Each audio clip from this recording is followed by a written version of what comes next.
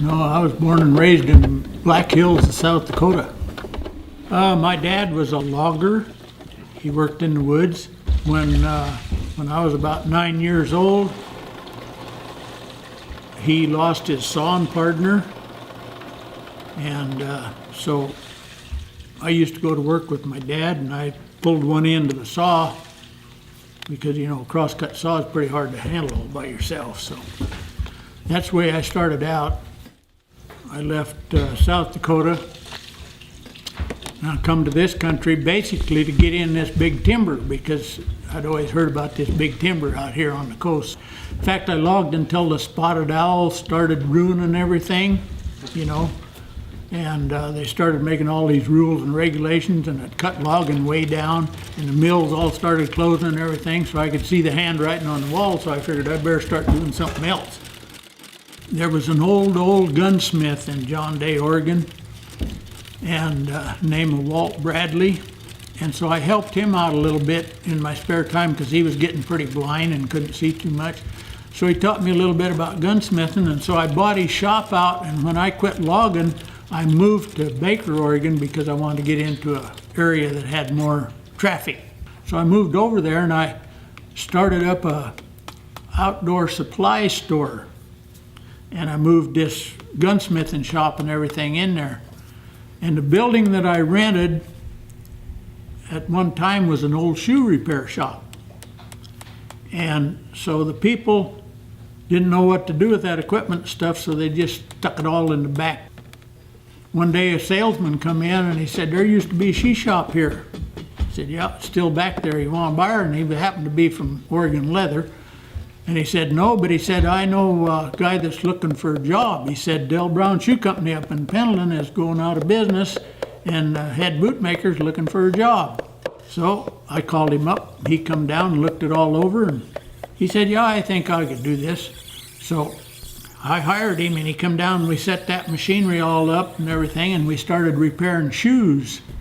And after about 3 months, he come in and he said, "They're going to have a sheriff's sale up there at Del Brown's in Pendleton." He said, "You want to make some boots?" And I said, "I don't know." So we come up here, and I bought a bunch of lasts and equipment and all kinds of stuff, and we moved it to Baker, and I've been making boots ever since. That was in 1967. Oh, I've been looking for probably the last 6-7 years. Mainly the work ethic is the big thing. It's hard to find anybody with work ethic anymore. It kind of leads me to a point where I really don't know what to do. I don't know how to attract somebody that would actually be interested in a really good occupation. You know, it's just hard for me to believe because, you know, when I done this, I spent my own money, my own time and everything to get this all put together and to learn everything I know. You know, I mean, nobody come to me out on the street and said, "Hey, come on in here, I'll teach you all this and everything." When I first went into boot business, I didn't even know how to spell boot. You know, I mean, it's just one of them things. And it took me a long time and a lot of heartache, you know, to get where I'm at. And it would be really, really nice to pass some of that on to somebody so they didn't have to go through all that. I'm figuring on making boots till I'm 80, and at that time, if I can go that long, at that time, if I haven't got anybody in a deal, why, I'll have to shut it down because I won't be able to, you know, it'll probably be physically impossible for me to continue, so I'll have to do something. If it actually comes to that, why, there would be no qualms. I'd lock the door in a minute. Because I don't owe nobody anything, everything belongs to me, and so it would be a sad deal for all this information and everything to go by the wayside, but if that's the way that the old world got her figured, there ain't nothing I can do about it.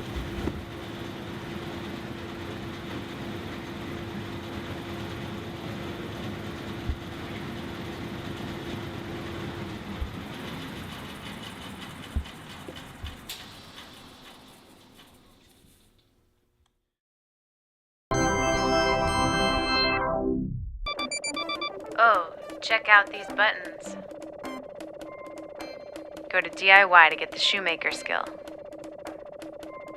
Okay, thanks, bye.